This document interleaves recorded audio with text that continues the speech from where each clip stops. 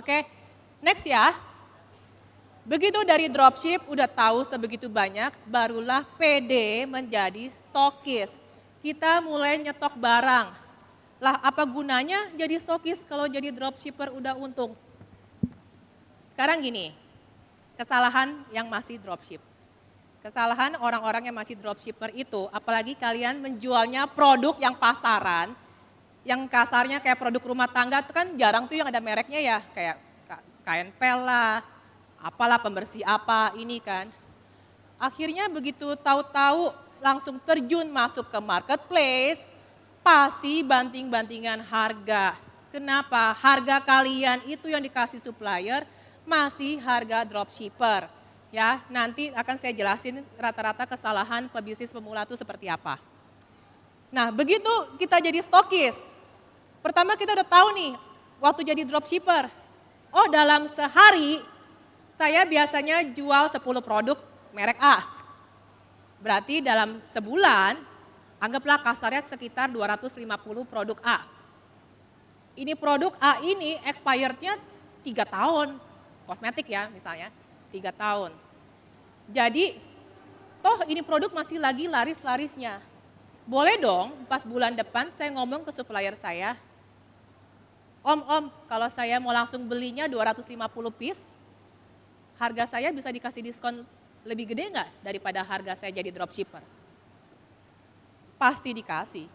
Harga modal kalian makin rendah, tentu saja nilai daya saing kalian pasti lebih tinggi. Ya, oke. Jadi itulah gunanya menjadi stokis. Pertama kalian juga tahu bahwa dengan menjadi stokis kalian akan mendapatkan harga yang lebih baik. Kemudian lanjut, kenapa bisa jadi stokis? Karena udah tahu produk yang laris yang mana aja. Ya kita juga nyetok yang laris-laris aja dong. Kemudian dengan menjadi stokis, kita pun juga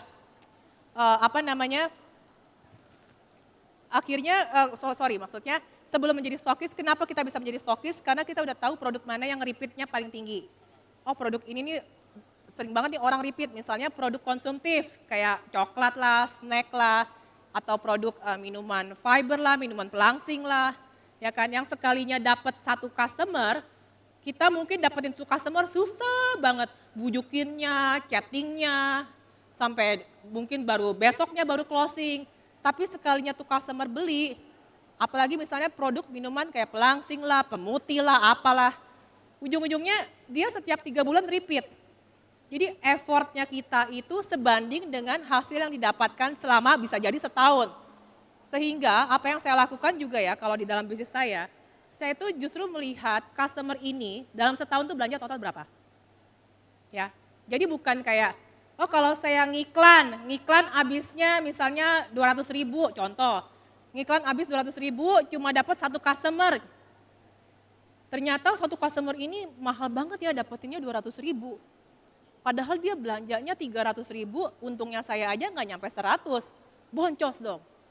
Ya tergantung apakah produk kalian itu nilai repeatnya tinggi atau enggak. Kalau untuk mendapatkan customer itu 200.000 tapi dalam setahun dia bisa belanjanya berkali-kali, yang kita harus nilai adalah total setahunnya. Oke lanjut ya. Nah di pas stokis ini, yang namanya stokis rata-rata udah punya karyawan. Udah punya karyawan kan? Sehingga dari pengalaman kita, oh dulu saya bisa packing biasanya tuh 5 menit. Nah terus kalau tahu-tahu hire orang packing, nih orang packing kok ngerjain lama banget ya. Saya dulu ngerjain 5 menit, kok dia ngerjain 20 menit sendiri. Kita jadi bisa transfer knowledge juga, ya kan? Terus juga, kalaupun ada anak CS nih, nah ini juga nih tips ya. Kalau hire CS, customer service jangan pernah hire cuma 1 orang. Hire-lah selalu minimal 2. Minimal banget 2, karena ada pembanding. Apalagi kalau sebelumnya kita sendiri nggak pernah nge-CS. Tahu-tahu CS-nya bilang, iya nih Bu, ini customer-nya susah banget pada susah closing. Kalau kita nggak pernah punya pengalaman nge-CS, bahkan kita nggak ada SOP, SOP itu kayak standard operating procedure atau kayak misalnya yang tertulis lah. Kalau customer nanya A, jawabnya B. Kalau customer nolak A, jawabnya C. Kalau customer gini-gini, kasihlah pertanyaan pilihan. Kalau stok habis, jawabnya gini untuk tawarkan produk yang lain. Jadi udah ada buku panduannya. Nah kalau kita pernah menjadi CS, kita bisa merumuskan itu untuk diturunkan ke staff.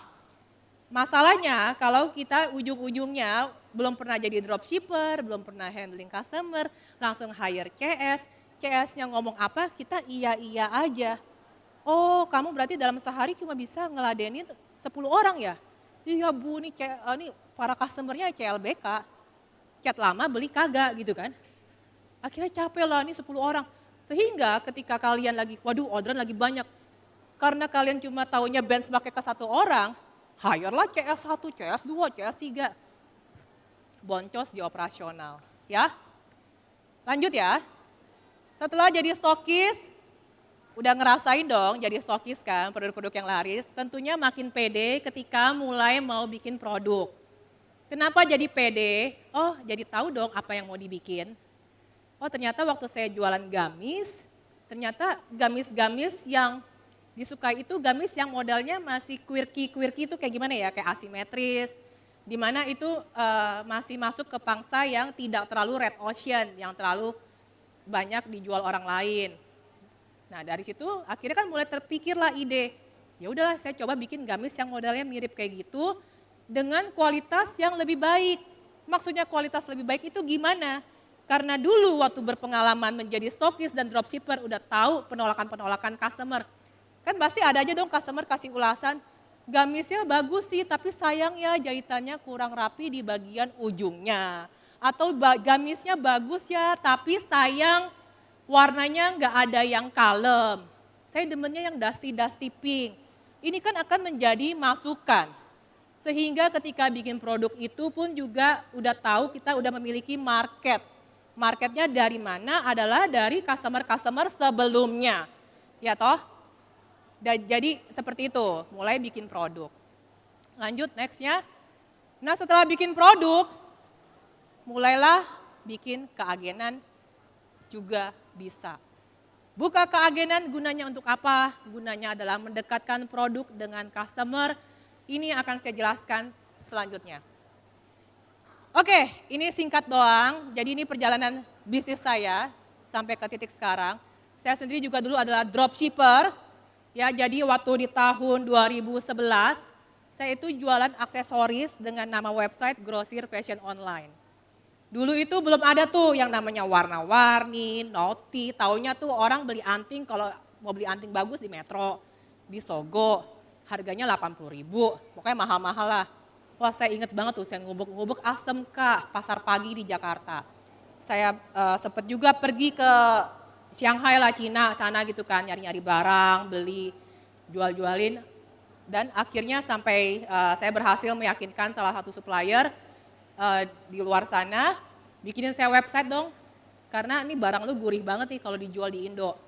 Bayangin aja, anting di misalnya bando lah, bando di mall harga 30.000, saya bisa dapetin dari dia harga 7.000. Saya cuma kali 2, 14.000 aja tuh masih murah banget. Jadi awalnya pun saya dropshipper. Dropshipper jadi karena sistemnya pre-order, customer bayar saya baru pesan ke supplier. Supplier udah kirimnya ke saya dulu karena waktu itu import kan, supplier kirim ke saya dulu, tapi udah dipisah-pisahin tuh per alamat, sehingga saya tinggal packing kardus, pak, udah kirim ke customer.